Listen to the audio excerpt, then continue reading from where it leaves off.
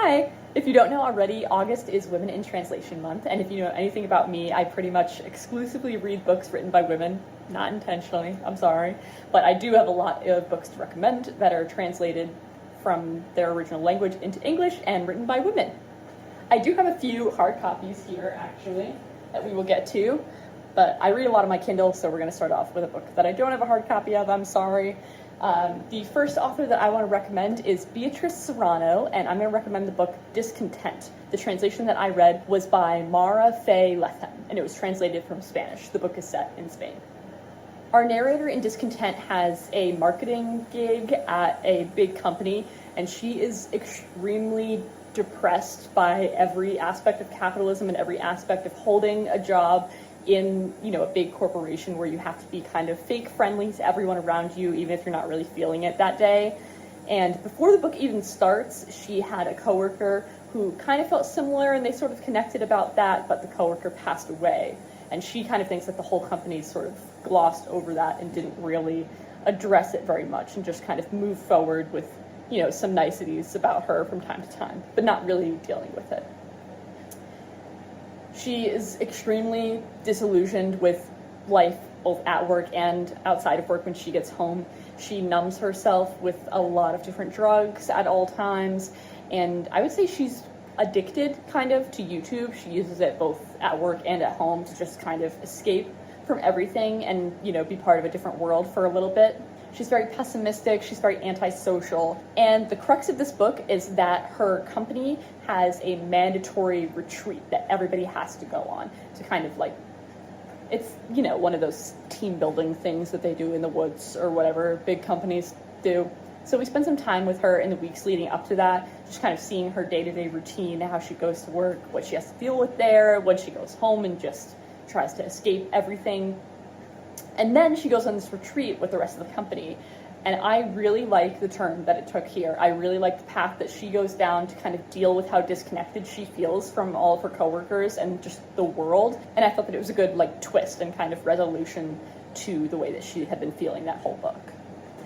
And I'm going to try something new this video. Usually I don't have quotes to share with you guys because I'm just not great at jotting them down, but I did jot down a few quotes for a good number of these books. So, one from Discontent that I really liked is, "I think about how the world is filled with repulsive ass-kissers, but on the other hand, from July to September, it's also filled with figs." I think that quote is just a great representation of the narrator. She's extremely depressed, but she's also very into expensive foods. She kind of appreciates that her job allows her to go to the supermarket and just get the most luxurious items you could possibly imagine and indulge that before drifting off into a sedated slumber every night. The next author that I want to recommend is Lina Wolff. She writes mainly in Swedish, and I do actually have a hard copy of one of her books. This is The Devil's Script, but I want to talk first about a different book of hers called Carnality. I read this on the Kindle. I don't have a hard copy, I'm sorry, and the translation I read was translated from Swedish by Frank Perry. I believe I've talked about this book before, but I really adore it. It is about relations between men and women, love and hate, redemption, forgiveness, punishment, all great topics to put in a book, all great big ideas to fit in there. And it looks at a lot of these things through different philosophical lenses and different interpretations of what is right and what is wrong and what is natural and what is learned. The plot of this book is that a writer is on a grant to write a novel, but she doesn't really have any ideas. And she encounters a stranger in a bar, a man, who says, "I will tell you my story and you can write about it. If you harbor me, I'm on the run." She agrees, don't know why, but his story is that he was on kind of a black market game show where you tell a nun your problems and she will tell you the solution. But if you don't follow her solution, she will hunt you down. I won't spoil what the solution, or really punishment, is for him, but if the nun's team catches him, they will kill him. The book is very insightful, it's very surreal, it is very unique, it is unlike anything I have ever read before. And I do have some quotes from it. "The woman's brain was bound to resemble Swiss cheese by now, filled with the kind of holes that are created when you choose distraction over concentration." Wow, how relevant. I choose distraction all the time, and my brain is definitely full of holes. Another quote, Everyone will use certain words more than others, and if you listen to someone long enough, you can work out what those words are and gain a more profound understanding of the person in question in the process. Hard agreed. I just agree with that. I find it so interesting to pay attention to the little phrases and words that people repeat and that get stuck in their way of speaking. Now, the book that I do have, The Devil's Script, this was translated from the Swedish by Saskia Vogel, and I like this book not as much as I liked Carnality, but I did still like it. It is a very unnerving account of a relationship. It's a man and a woman, a straight relationship. Deeply horrifying. The woman meets the man and kind of thinks of him as like ugly, lesser than, she's out of his league in her mind. And she spent some time reforming him, transforming him, whatever you want to call it, making him more widely appealing to the masses. And then she becomes deeply paranoid and very fearful that he's going to leave her and that he's cheating on her, which he is. It seems like he is. I would say he probably is.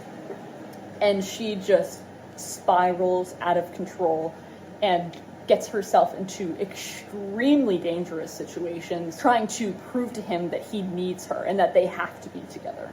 The book is set half in Florence and half in New Orleans. When you get to the New Orleans part, just be ready. That's all I can say.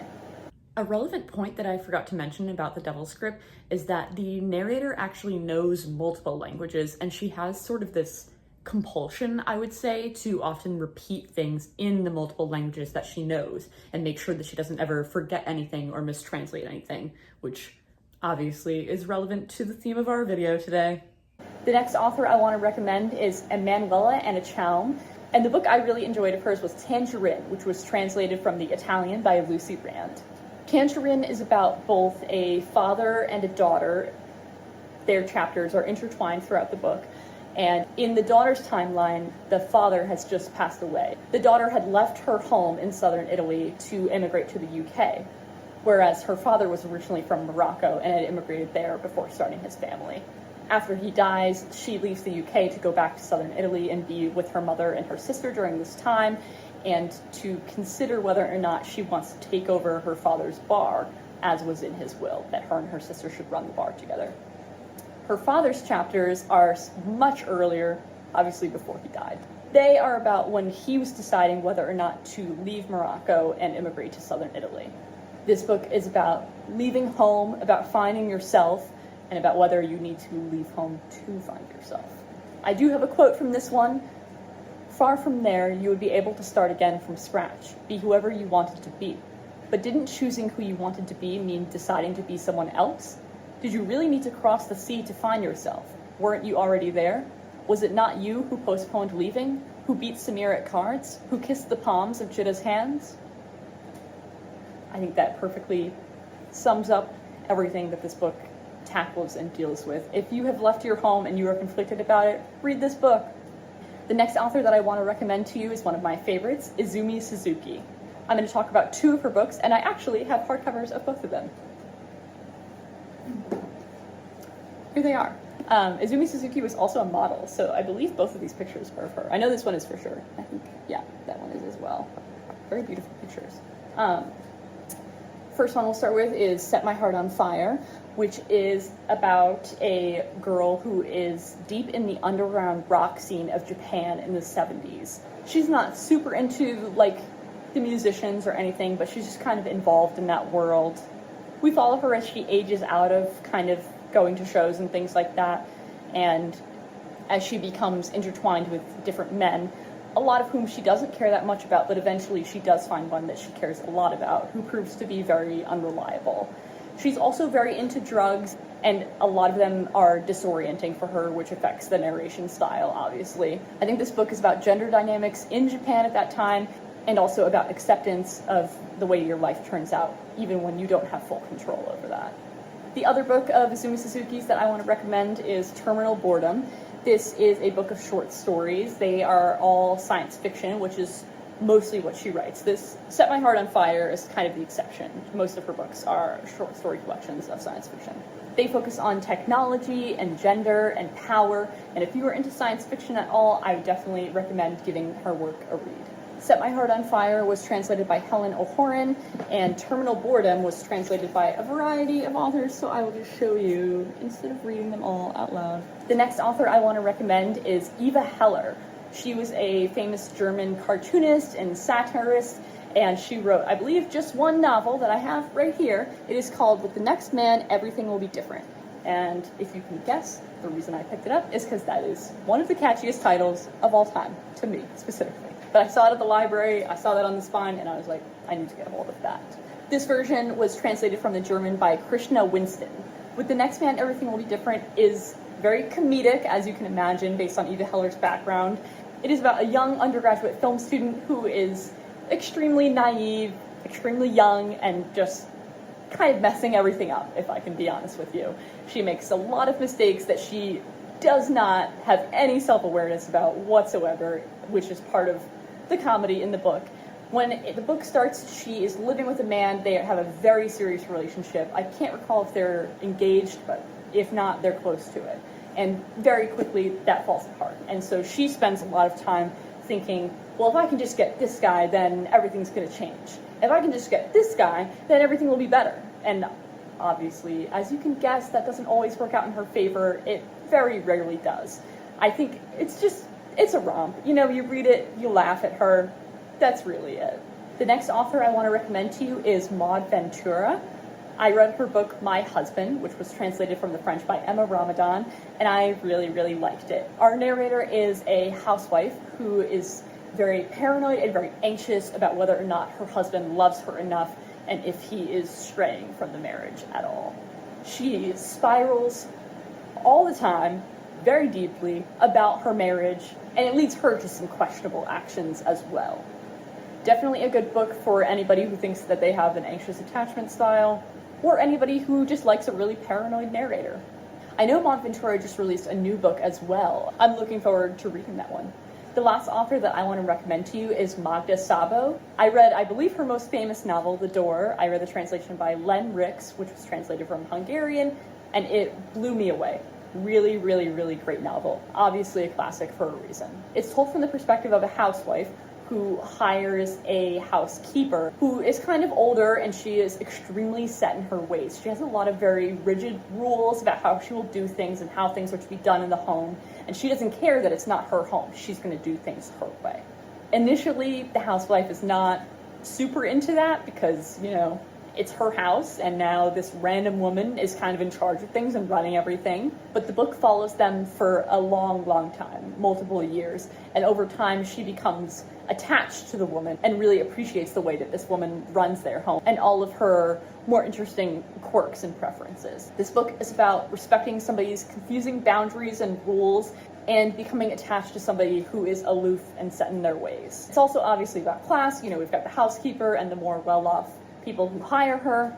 It is very well written, and even though that sounds like an extremely mundane plot, I found it to be quite a page-turner.